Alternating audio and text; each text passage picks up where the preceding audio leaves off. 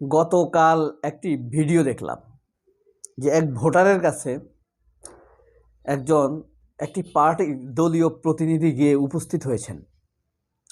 তিনি এই ভোটারকে বলছেন যে ভাই, আপনি যদি আমাদেরকে ভোট দেন তাহলে আপনি একটি ফ্যামিলি কার্ড পেতে পারেন, কৃষক হলে একটি ফার্মার্স কার্ড বা কৃষক কার্ড পেতে পারেন, এভাবে আশ্বস্ত করছিল।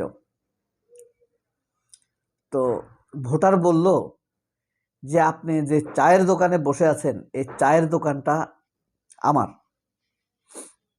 আমার কৃষক হওয়ার কোনো সম্ভাবনা নাই। আপনি যদি পারেন আমাকে একটি এমন চাঁদার কার্ড করে দেন যেন আমার কাছে কেউ চাঁদা না চায়।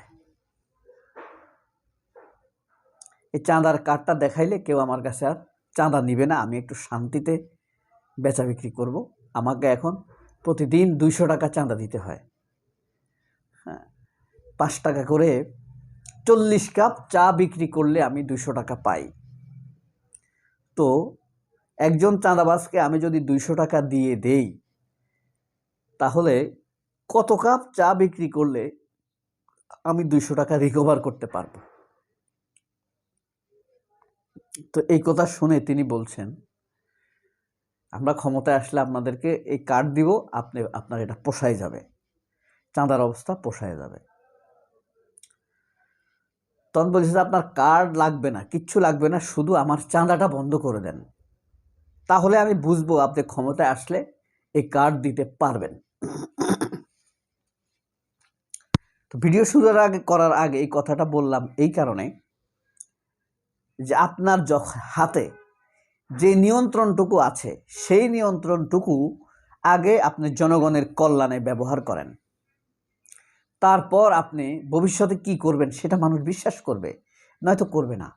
আপনি এখন আপনার হাতে কর্মী বাহিনী আছে, সেই কর্মী বাহিনী আমার উপরে আরোপিত চাঁদা বন্ধ করার জন্য আপনি নিয়ন্ত্রণ নাই।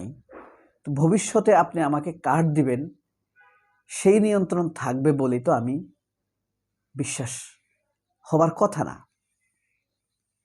যাই হোক, এটা হলো রাজনীতির ব্যালেন্স শিট। আওয়ামী লীগ কি ফিরে আসবে, এটা অনেকের প্রশ্ন কিন্তু এতদিন ছিল। এখন কিন্তু মানুষ মোটামুটি ভাবতে শুরু করেছে যে আওয়ামী লীগ আর ফিরে আসার সম্ভাবনা কম, সম্ভাবনা নাই বলা যায়।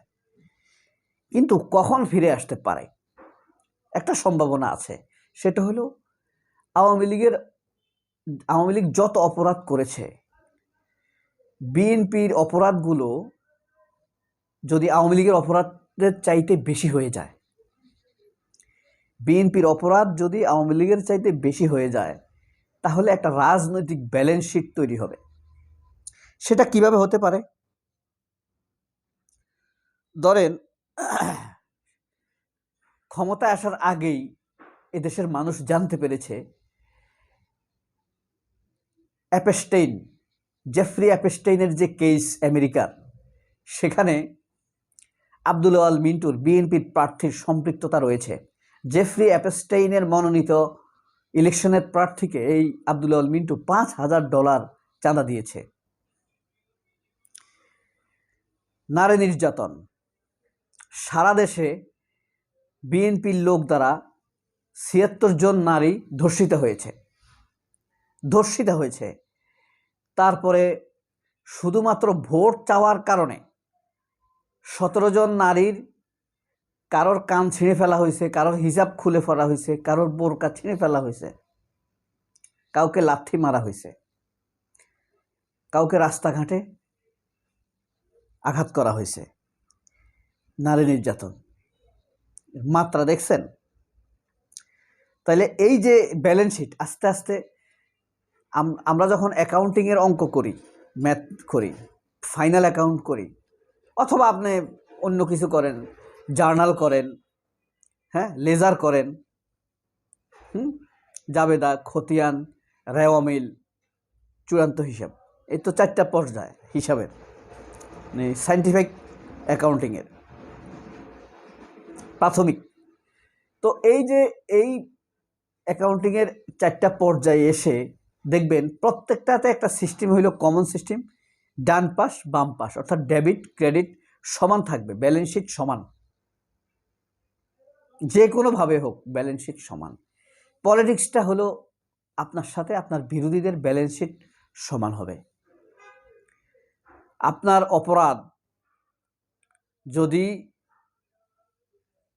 আপনার অপোনেন্টের চাইতে বেশি হয়ে যায়, মানুষ আপনার অপোনেন্টকে পছন্দ করবে। হ্যাঁ, আপনার অপরাধের প্রবণতা যদি তাদের চাইতে কম থাকে, তাহলে আপনাকে পছন্দ করবে। এখন আস্তে আস্তে কিন্তু আওয়ামী লীগের কাজগুলো বিএনপি করছে, অলরেডি শুরু করে দিয়েছে ক্ষমতায় যাওয়ার আগেই। ক্ষমতায় যাওয়া তাদের কিন্তু নিশ্চিত না, এরকম মিরাকল ঘটে যেতে পারে যে জামায়াত ক্ষমতায় চলে আসবে, এবং এটাই হতে পারে। ধরে রাখেন, যদি কোনো ষড়যন্ত্র না হয়, জামায়াত ক্ষমতায় আসতেছে, এখানে সন্দেহ কম, যদি ওয়াকার শয়তানি না করে, বদমাইশি না করে, দ্বিতীয় হারাম খাওয়ার পথে না হাঁটে।